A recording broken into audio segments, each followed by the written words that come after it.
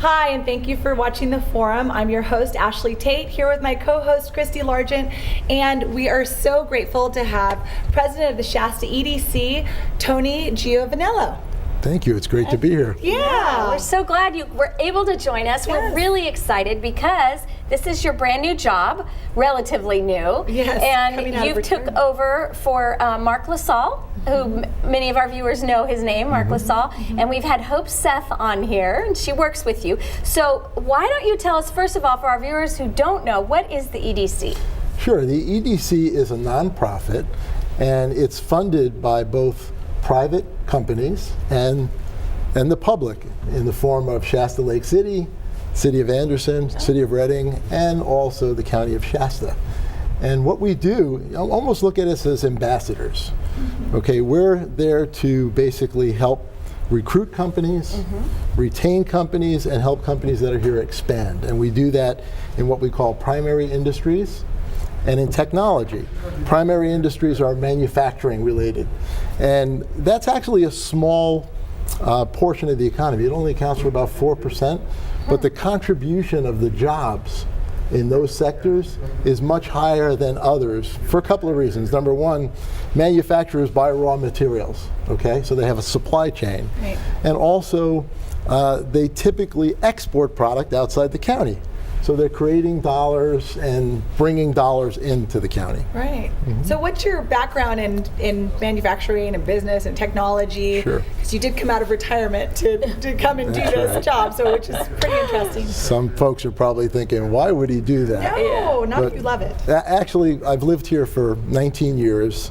I was on the road for most of that. Okay. And I always felt like I wanted to do something in the community. And when I had known Mark casually for all those years, and when I saw he was retiring, it was kind of interesting because at the same point, my wife kept telling me that every time you get on the phone with somebody and you're helping them with their business, those are the happiest points in your day. Yeah. So, you know, I started to think maybe this would be a good way to use my experience and do something for the community. Yeah. That's and go ahead. No, I was just going to say, what was your background that people were on the phone with you saying, how do I fix my business? Sure. Yeah. Well, for 38 years, I was involved in technology companies. Those included companies that built desktop products. I'm an old guy, so green screen terminals, you remember those? Oh yeah. Yeah, we see those in old movies. Yes, we do. Yeah. Exactly. Like, maybe in a movie. Yeah. I actually used to loan a lot of them to movie studios. I bet. So how do you do like some of the recruiting of businesses outside of Shasta County? Like what does that recruiting involve? Tell us exactly what your job is as the president of the EDC. Well, I must step back a little bit because Mark LaSalle's and the team really changed the strategy over the last few years. Typically, EDCs went to trade shows, handed out business cards, and in a lot of ways, hope somebody would pick up the phone and say, I like what your area, right? But we really stepped back, and we used to go after big manufacturers who maybe had 2 to 1,000 jobs, or distribution. Things like Amazon or big companies like that. But the reality is the way the markets have changed, big manufacturers export a large percentage of their products. And they need to be near a port. Right. Distribution companies import a large portion. They need to be near a port. So we stepped back and we said, what is really the best fit for us? Well, it's also difficult in California with regulations and taxes and things like that to bring companies into California. Right. But we have more manufacturers in California than any other state. So there are a lot of manufacturers that are here, and their primary markets are in California and the rest of the Western United States. So we started focusing on them. And we started calling them directly and using outside resources who are experts in making those calls. Great. So now all of a sudden, proactive. I like it. Yeah. Okay. So you started calling companies who are already working in California. That's right. And pitching Reading area to them. That's right. Okay. And one of the dynamics we have going for us is the cost of real estate in the Bay Area is going up because technology firms are growing, and they're also sucking up the workforce. So these smaller manufacturers who've been there, sometimes they're family businesses, they've been there for 50 years, they can't hire people and they can't lease the space next door. It doesn't exist anymore. It's not available for them. So how did you guys transition into the technology side? Because we had Hope here and she spoke about the technology and all the stuff you guys are doing. And are you kind of bringing in more of the manufacturing side and combining that with the technology that's already there? Like, is that your focus this year, or what are you focusing? Well, I guess the interesting thing is technology is in anything. Even if you go into a machining and fabrication location now, the people that are running those machines are doing coding. That's true. You know, Yes. so Yeah. it's everywhere. Yes. So building a technology base is just good for every industry. I like So have you had much feedback from potential companies thinking to come here regarding our workforce resources here in the North State? Well, it is interesting that there are talent gaps in a lot of places today, because there's a disconnect between the speed that business operates and the output of our formal education. The other thing is, especially in technology, the technologies are changing so quickly that you can't learn it out of a textbook anymore. Right. Right. So those are Right. challenges. Yeah, that's true, actually, yeah. So, no, go. I was just gonna ask, so bridging from that, now you're building a coding school, is that what I understand? Well, we're in a concept phase. We have this event called Beer and Bites. Okay. And about a month ago, we had somebody from Fresno come up who actually started one. And she's created a whole business out of it. And she had a heart for helping people that maybe needed a second chance or didn't know that some of these careers were available to them. And she created this school where it's a very low tuition. They get through it in 6 months, and they can go out into the workforce and maybe get work for a web development firm or something like that.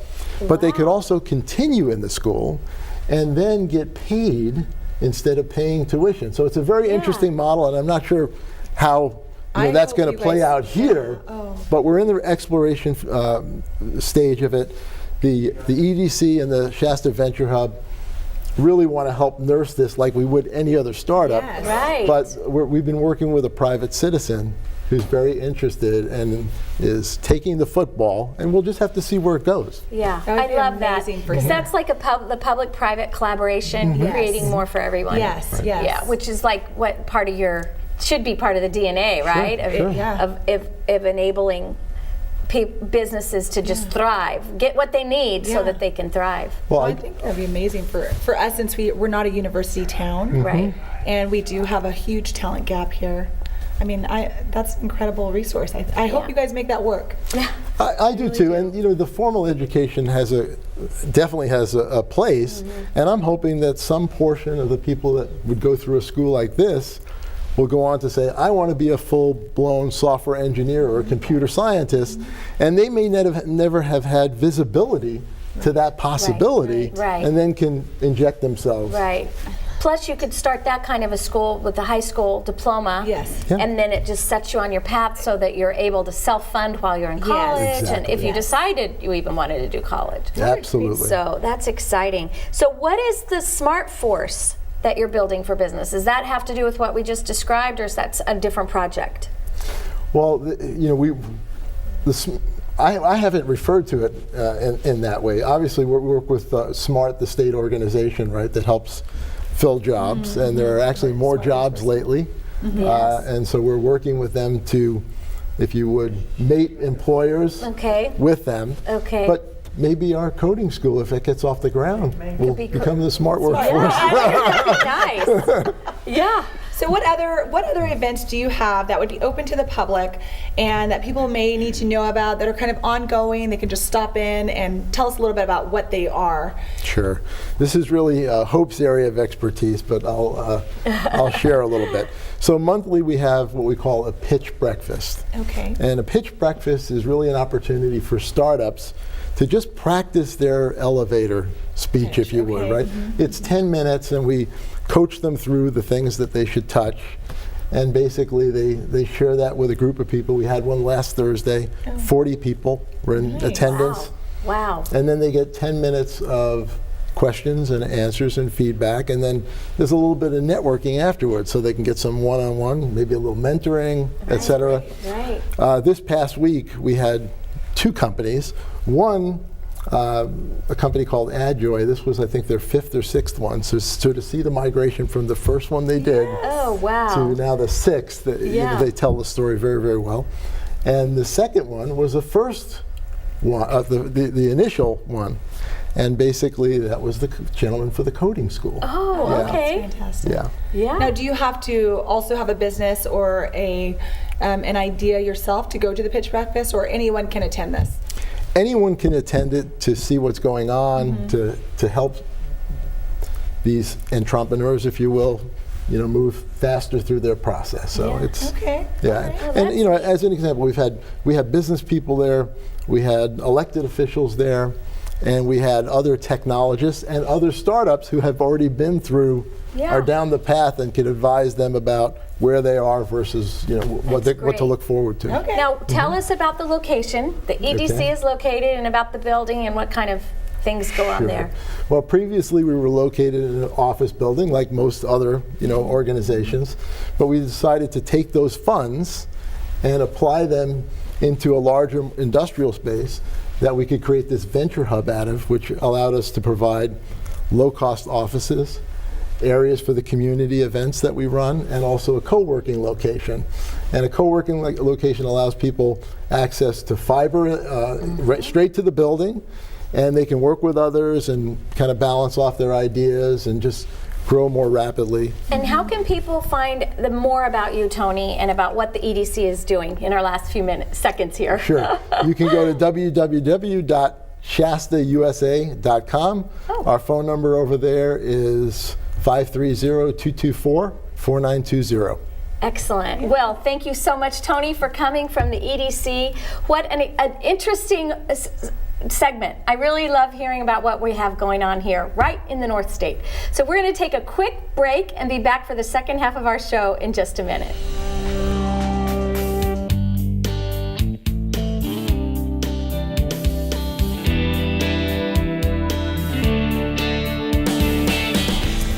Hi, and we are back with Jake Mangus, the president of the Reading Chamber of Commerce, which we are so excited to talk about because there's so many great things going on. So tell us a little bit about, I'm just excited. I to know, have we're him. excited to have him because we wanted to have him on last season, and with the transition, he's new to the job, we weren't able to get him on. No. So we're really happy that you're on. That's the with question us. for me, is how long can you say that you're new on the job? Because I know. I For a mean, when I'm year. at like 6 months. Yes, thank you. You Okay. get to take it Okay. The whole year. I'll go with that. Yeah. But I'm just really pleased, flattered to have been asked to come on with both of you, Christy, Ashlee. It's really a privilege to be here on member-supported KIXE. Absolutely. You can tell he's done the pledge drive. Yes. He's doing a great job. when you're Member ready. supported. Yeah. But that's how you are, Jake, and Oh. that's why we're already seeing amazing things happening at the Chamber since you took the helm in January of 2016. And you really are promoting local businesses like nobody's business. Yes. Tell us about what is the vision of the Chamber? What is your vision as a new leader moving us forward into this new and changing, crazy, always something different Well, business environment? I think local business is everyone's business. I think that as the business community goes, so goes our community. I see that connection from previous I guess positions that I've had in the community, where I've had to go to those that are in leadership positions in the business community and ask them to contribute, like at Northern Valley Catholic Social Service before, and certainly when I was working on the TV ad sales side at KRC Yard. And anyway, and For-profit and it was, station. I mean, these are people that are so giving to the community, and I remembered at the kind of away from the question maybe a little bit, but the Legends and Leaders Gala that we had in the winter, when Arch Pugh was the unanimous decision for the Citizen of the Year award. During his speech, he said that we have to remember as business people that it's the community that feeds us. And I think that it's no coincidence that those who have been successful in business are also so giving to that community as well. Right. So at the Chamber of Commerce, I want it to be the organization that businesses can go to in need of solutions. I want it to be that that business solutions center. So even if we can't provide the direct help, we can guide them to where they need to go so that they'll find the help that they need. Whether it's, I'm really excited and I'm thinking about, taking this idea and making it into a formal business and getting that business license and getting the right launch and everything, all the way through challenges with growing too fast or not growing fast enough, and then maybe they've made it and it's that 50th anniversary of owning that business and they're ready to do that succession planning. And how do we do that with all of the complexities around tax issues and all that stuff? I want them to think, I can go to the chamber and they'll be able to help me. Wow. So there's that part of it, and then also that we know that there are challenges in our community that we see and we read about all the time. There are also wonderful things about this community that we need to accentuate at the chamber. I mean, if the Chamber of Commerce isn't beating that drum, who's going to, Right. It's very true, and I think that kind of for a little bit there, it kind of got off course, and I can see that you're bringing them back. And one of the things that I think would be interesting is, traditionally with the Chamber of Commerce, it's been businesses that have, a place, right? It has like a Oh, like a brick and mortar. a physical place. Sure. And so, how are you bringing in like I hate to say technology again, but technology, the startups, those types of people who are younger, and they're bringing those people, how are you bringing them in? Well, I think right now, it's one of the first questions that I had anyway is, how do all of these business associations work together and complement one another? And I was looking at the EDC as one, and a great success story there. I mean, we heard from Tony Giovanello here earlier, and how they've been able to redefine the way that they reach out to bring business to the community and to also grow that startup community that's here through the Venture Hub, and Hope Seth's work there. So I think that for us, it's just about reminding people that we exist in the community and in the business community in particular, and really focusing on that value piece. That business is being conducted online now. So much of it is. That's right. I mean, it's in fact, the big conference that's coming up the end of August. Mention that because it's a Chamber of Commerce event. We're bringing in. And it's full disclosure, right? Yes. I'm on the board. No, that's at great. the Chamber. Yeah, Ashlee was on the board previously, so we are big fans of the Chamber.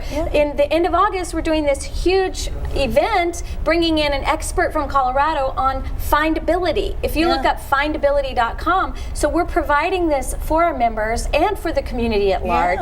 How do you get found online, whether you're a brick and mortar or whether you're an online? And that's to me evidence of the forward motion that you guys are doing. Absolutely. That's right. That was sort of a nice lead into something that I had, forgotten to mention, was that we did do this project with Google, and it's called "Let's Put Our Cities on the Map." And so for us, it was, well, let's get Reading on the map. Yeah. And what does that exactly mean? And it just means that we make sure that more of our businesses can be found online in a major search engine like Google, and they provide the format and the whole program, and it's free. That's nice. And we said, let's open this up to the whole business community, not just our members, because if you looked at the mission statement of the Chamber and who are the primary audiences are for us, it's our member businesses, and then it's the non-member businesses, visitors to the community, and then residents. So we've basically got it all covered, but really, we should be about building business. And so I think when the younger folks, those that don't have the brick and mortar location, maybe like you mentioned, Ashlee, is that